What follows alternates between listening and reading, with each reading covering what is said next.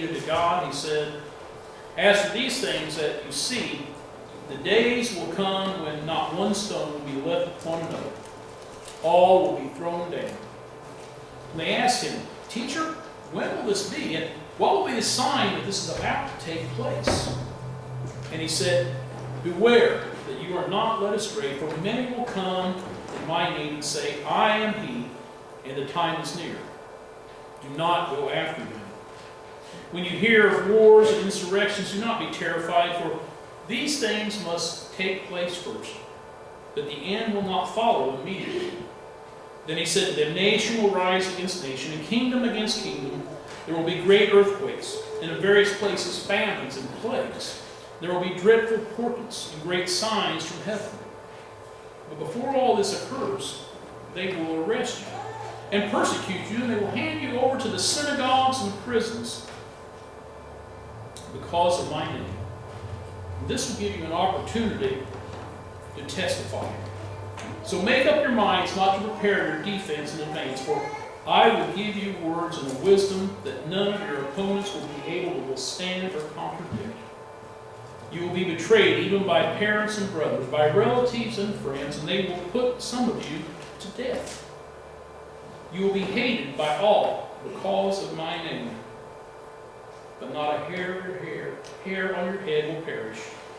By your endurance, you will gain your souls." Well, my oldest son and his wife have been living in County Waterford, Ireland now for about 2 years. And most of their siblings have made it over to Ireland to visit them. And while they're in Ireland, they go ahead and take extended vacations into Europe, because once you get to Europe, it doesn't take very much to get around, very much money, or very long to get around. So it's been a wonderful opportunity for my children to see the European continent, not in wartime. And it's something that, quite frankly, when I was their age, I just didn't have that opportunity to do. So I'm glad they've been able to do that. All my children, when they come back, and sometimes while they're there, now we have all the electronics, share photos of the many places they have visited. Ireland, Scotland, Wales, Paris, Switzerland, Spain, Rome, Italy. Great places, great pictures. It's fun to watch them as they've traveled around. One of the commonalities is the large amount of photos of cathedrals and churches. I mean, there's cathedrals and churches that exist all over Europe, and they have existed for hundreds of years. Not for 100 years, for hundreds of years. These edifices are old. In fact, my oldest son, who runs and bicycles a lot, tells me that when he's in Ireland, he goes out for a run on a different trail, he most always finds a new church or cathedral or a castle. He said they're just like everywhere. And all of my kids have said that these cathedrals are massive, that they're huge buildings. And they're correct. If you know any of the history of those, or you've seen any photos of them, these are all big buildings. They're large in scale and grand in design. They're big places.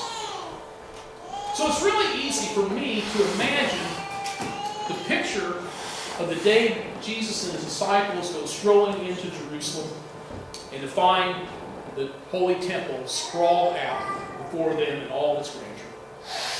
I would invite you to kind of, in your own mind, let it wander a little bit and imagine what this scene looked like.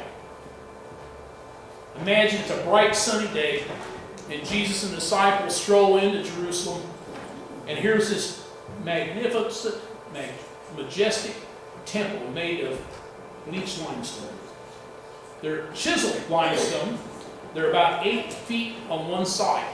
I read one account that said for a normal woman, it'd be 3 steps. Now, I'm not a woman, but let's just kind of imagine what 3 steps are going to look like. 1, 2, 3. That's a pretty big piece of stone, right? Something that we would not be able to pick up. So it's a large piece of stone that they're made out of. And not only that, they're tall, and in the courtyards and the patios, likely there was hundreds of people wandering around, milling and talking and chatting. And rising from the streets were these massive boulders made from limestone cliffs. Well, to put it bluntly, it was big. It was big. And not only was it big, when you put stones together and pile them on top of one another, they're that large, it was meant to last. Unlike a lot of places in the United States, when we build something here, we're planning on tearing it down in 30 or 40 or 50 years. When they built those places, they intended them for last. That's why the cathedrals in Europe still are in existence hundreds of years later, because they built them to last. And so here we have Jesus and the disciples going and seeing this temple of these huge stones. It is the holiest place in all of Israel. And someone probably said something like, look at the large stones in this building. I mean, they were old. It had to be magnificent looking to them. Now, knowing all of this, it had to leave the disciples in complete dismay when Jesus said, you see this building? Not one stone will be left upon another. All will be thrown down. All will be thrown down? Really? I mean, it had to be easy to understand the frustrations, the fears, and the questions that the disciples had. When? Where? How? I'm sure that they thought this prediction of Jesus, because they were following him, they trusted Jesus, they loved Jesus, they knew Jesus, they thought this was real, but if it's going to be inevitable, when, how, why is this going to happen? And I bet you would ask the same thing too. I bet you we all would. We all kind of want to know what the future is. Well, about a week and a half ago, on WTHR Channel 13, I was watching a report from one of the reporters. Now, the reporter was not only sharing the information, but she was also actually doing the DNA testing. Evidently, there's a DNA test they give now that claims to be able to identify your risk of disease. So if any of you are in the medical field, you might already know something about this, but as it aired, it said that by taking these simple DNA testing, they can tell you if you're predisposed to things like cancer, heart disease, diabetes, etc. And I guess if you knew genetically what your likelihood was going to be of any of these diseases and illnesses, you might take preventative methods to help you lessen or eliminate the chance of those things happening. Of course, what I told my wife was, I don't want to know about that. I don't want to know that I'm going to have cancer someday, right? But you can actually have those things. And if you know the information ahead of time, it probably would help you alter your life for the better. I mean, if you knew now you were predisposed to have high cholesterol, there are actually things you could do to make sure you don't have such high cholesterol. If you knew you were going to have heart disease, there are things you could do to lessen your chance of heart disease. If you don't know those, you can't. But part of that question is how is it you prepare yourself? How would you prepare yourself?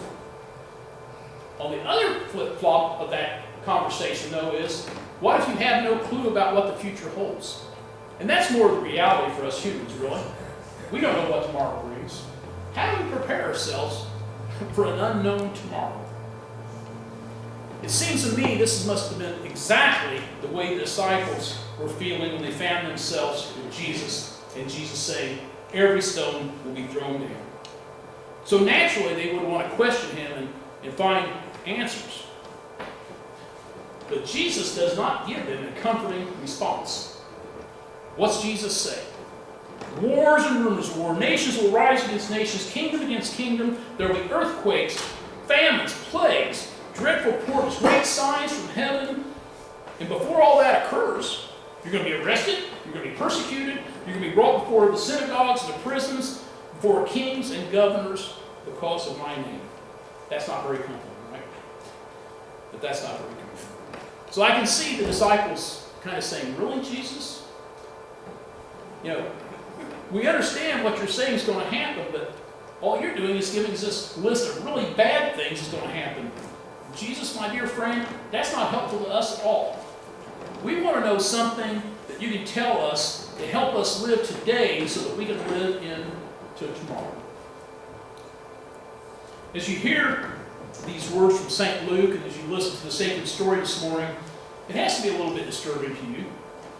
I think the disciples were expecting, at least desiring, some type of simple answer. Instead, they get this complex explanation. I think probably in our individual lives, in our communal life in church, in our bigger life in community, that we too want those simple answers that exists in a complex world that only has complex answers. I mean, I'm as guilty as anybody, because when I see one of those cute things, I often pass it on Facebook, Carpe Diem, or whatever it may be. Or you, no doubt, you have a bumper sticker on your car, or you've seen bumper stickers on your car that say things that are catchy. I like that, that's cool. Or you buy a t-shirt, keep calm, don't blink, or whatever. All those things we do because we're looking for that simple answer. But the reality of it is, our world, our lives, our church, our communities are complex. And so Jesus doesn't provide an easy answer for his disciples. Instead, Jesus really gives this small, simple grain of wisdom and deep truth. God is in charge. Now, even with the DNA testing, with those who predict future with a ball, a glass dome, or whatever it is, whatever the best laid plans of mice and men are, we really don't know what tomorrow brings. We don't know what tomorrow brings for our individual lives, for our church, for our community, for our world. But what we can be assured of is that God loves us, and that we are called to love God and to love our neighbor as ourselves. That we are called by God to be a covenant community, work toward justice and loving and forgiving. And how do we do that? We do that by becoming partners with God and trying to make all that a reality. We read the story of the context of Luke's Gospel in full. Jesus drops this little temple bomb right before setting off to Jerusalem for his final time, and it might be that he's referring to his own death. But it also might be he's referring to the fall of the temple, because we know that in 70 A.D., the Roman Empire attacks Jerusalem, crumbles the temple, pillages the temple, murders women and children, and destroys basically everything Israel held dear. And we also know that they crucified Jesus on a cross. But death does not have the last word. Jerusalem eventually rises from the ashes, and even though Jesus dies a brutal death at the hands of the military state on a Friday, on Sunday the stone rolls away and resurrection happens, and Jesus strolls out of the tomb to proclaim God is still in charge. Don't misunderstand what I'm saying, though. Jesus isn't promising that things will be easy, that we'll have easy living, that the temples won't be destroyed, that we can avoid death and the pain will go away. He's not saying any of those things. In fact, he tells you all those things are going to happen. But what he does promise is that God is with us to the end of the age. God is still in charge, and we can trust God when we can no longer trust anyone else. What do we do today when we don't know what tomorrow brings? We can try to figure out what it is God is up to in this world. And then we can seek humbly to get on board with that project. What's God trying to do that we haven't figured out that we need to have happen that we can help out with? Martin Luther had a proposal for people who were pondering that question, how do I get on board? He said, plant a tree. And by that, what he really meant was not necessarily plant a tree, but what he was saying is invest, hopefully, in the future. If you plant a tree, you expect it to grow, right? So look at your world, your family, your individual life, your church, your community. What is it that I can do that I look hopefully into the future, that I know God has for us? We've all lived times of uncertainty. I have 6 children. And each and every time that Barb was pregnant, I had to ponder, and she had to ponder too, about the growth of that child inside. What's going to happen? When's the baby going to be delivered? Will everything be okay? What will happen to the child after the delivery? Or how about those families that are unemployed, that are looking for a job and have applied for a job? Will I hear back about my application? Will I be able to pay my mortgage this month? Will I be able to pay my utility bills? Or consider a teen applying for college. Where will I spend the next 4 years of my life? hang in there, Pat, can't get her full. How will I spend the next 4 years of my life? Well, where are my friends that I've had all my life go to?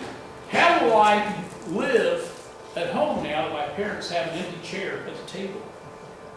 Or consider that cancer patient dying from the inside out. God calling. When will he die? Will it hurt? What will be the last things I say to my children? Have you ever prayed in those times of uncertainty? Consider the poetic stance of the prophet Isaiah. To the people who were about to lose the temple the first time, because remember the time of Jesus was the second temple, so Isaiah is talking to people the first time they were about to lose the temple, and Isaiah says that God says to them, "See, I am about to create new heavens and a new earth. The former things shall not be remembered or come to mind. So be glad and rejoice forever in what I have created." How do we live today while we're looking for tomorrow? We draw strength from God, who invites us to participate and endure long after cities and buildings and stones have crumbled. We adopt a posture that not to ask what it is God can do for us, but what it is we can do to help God's kingdom here on earth come a bit closer. We can love our neighbor as self. We can strive for just societies and a stable planet, new heavens and a new earth. We can pray unceasingly, and we can trust in a mighty God from whom all blessings flow. This is the word of God for the people of God. Praise God. Now comes a time in our worship when, if you've not heard those words of God and want to make your good confession,